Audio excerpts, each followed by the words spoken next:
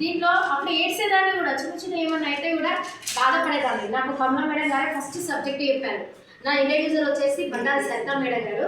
Just phone చేసి ఇట్లా ఉంటుంది రా అని చెప్పారు. డైరెక్ట్ సబ్జెక్ట్ మాత్రం నేను మేడం ఫోన్లోనే మేడం ద్వారా విన్నాను. హ్యాపీ అనిపించింది, కనెక్ట్ అయినా.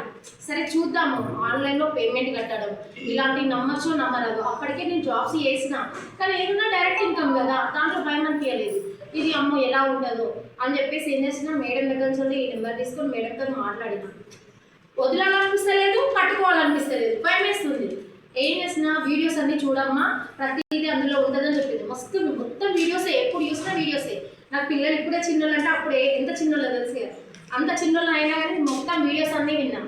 చైర్మన్ సార్కి ఫోన్ కొట్టి, సార్ ఇట్లా ఉంది కదా సార్, ఇది విన్నా, మేడం చెప్పిండ్రు ఓకే, కానీ కొంచెం ఎక్కువన్నా బాధ అనిపిస్తుంది అంటే డైరెక్ట్ మేడం సార్ ఒకటే మాట్లాడు, అమ్మ నీ వాయిస్ ఇంతే ఎక్కువనో బాగా మంచి తెలిసిన పర్సన్ లాగా ఉన్నావు అమ్మ అని చెప్పిండు. అది మనం యూజ్ చేయొచ్చు తెలుసా బిజినెస్ లాజిక్లలో. మనం ఎవరు కలిసినా మేడం మిమ్మల్ని ఇక్కడ చూసినట్టు వాళ్ళు కూడా హ్యాపీగా రిలేటెడ్ దగ్గరకు అవుతారు. సార్ ఆ మాట అన్నాడు, నాకు హ్యాపీ అనిపించింది. అంత పెద్ద చైర్మన్ సార్ వీడియోస్ చూసి అంత మంచిగా ఉన్నాయి, నీకు తెలుసా అది ఒక చిన్న కనెక్టెడ్, ఇంకా కనెక్ట్ అయిపోయింది. కంటిన్యూ వీడియోస్ విన్నాం. అదే టైంలో కరోనా అనేది కొంతమంది లైఫ్ని చాలా మందిని స్పాయిల్ చేసింది. కరోనా అనేది మాకప్పుడు శివసాయి ఇది చేయూతనిచ్చింది. ఎందుకు అని అంటే కరోనా టైంలో చాలా మంది సాటిస్ఫై అలేదు. చాలా మంది డాక్టర్స్, ఇప్పుడు మా దాంట్లోనే ఉన్నారు డాక్టర్స్ ఉన్నారు. మా మధ్యే సొంత పోలీస్ దాంట్లో కానిస్టేబుల్, ఇన్కమ్ రాలేదు శాలరీ.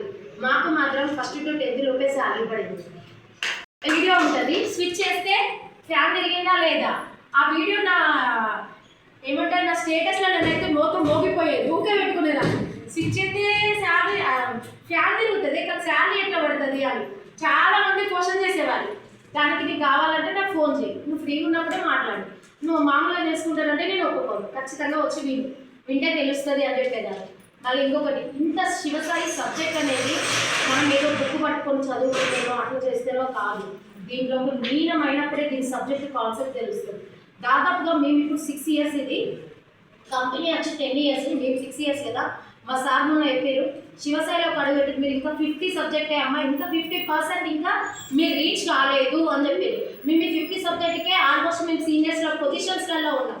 హ్యాపీగా ఫీల్ అవుతాం, ఎందుకనంటే మేము జాయిన్ అయినా మాకు ఇంకొక టీం ఉంది అన్న భరోసా, మస్తు హ్యాపీనెస్లో ఉంటాం. తర్వాత నెక్స్ట్ వచ్చేసి నేను కరోనా టైంలో జాయిన్ అయ్యాను కదా, మా మేడం చెప్పేది ఎప్పుడు కానీ చేయాల్సిన వాళ్ళని ఎంతమంది జాయిన్ చేస్తాం అనేది కాదు, చేయాలన్న ఉద్దేశం నీకు కూడా ఉండాలి, శాలరీ తీసుకోవాలన్న నిర్ణయం నీకు కూడా ఉండాలి. చాలామంది మమ్మల్ని జాయిన్ చేసేది వదిలేసిన వాళ్ళు కూడా ఉన్నారు. మా మేడం ఒకటే లింక్ పంపించేది, పంపిస్తే 2 hours కానీ 3 hours కానీ డైలీ కరోనా టైంలో గూగుల్ మీటింగ్లోనే ఉన్నాం. మా కరోనా మొత్తం అయిపోయే వరకు మా గూగుల్ మీటింగ్లో టైం దొరికితే మైక్ దొరికినట్టు కట్టం లోడా వాడడం, సబ్జెక్ట్. ఇంక ఇప్పుడన్నా మాట్లాడుతున్నాం కానీ అప్పుడు ఏది లేదు. సబ్జెక్ట్ కంపెనీది ఎప్పుడు జాయిన్ అయింది, ఎప్పుడు స్టార్ట్ అయింది, ఎప్పుడు రిజిస్ట్రేషన్ అయింది, ఎప్పుడు ఏంటి, ప్రతి ఒక్కటి ఎవరికి దొరికితే వాళ్ళం కట్టం. మళ్ళీ మైక్ వదిలేదు లేదు, ఇది పట్టుకుంటే వదిలేదు లేదు. ఇంట్లో నుంచి పిలుస్తారు, వీళ్ళు ఏడుస్తారు, అయినా వదిలేదు. ఎందుకంటే కాంపిటీషన్ ఎట్లుండేదంటే పరిగెత్తుకుంటే వెళ్ళేది. మా మేడం అయితే నిజం చెప్తున్నా, అప్పుడు మా మేడం మాకు ఇచ్చిన ఎనర్జీ ఇప్పుడు అందరికి ఇస్తుంది, కానీ నిజంగా ఇప్పుడు ఎవరికి అది లేదు తెలుసా. అట్లా మేము పరిగెత్తడం కాబట్టి వన్ ఆఫ్ ద మంచిర్యాలలో ఫస్ట్ మెంబర్ని. ఇప్పుడు మంచిర్యాలలో ఒక బ్రాంచ్ ఉంది, 4 members ఎంప్లాయీస్ ఉన్నారు. దాదాపు నాకు తెలిసి ఒక మినిమం 200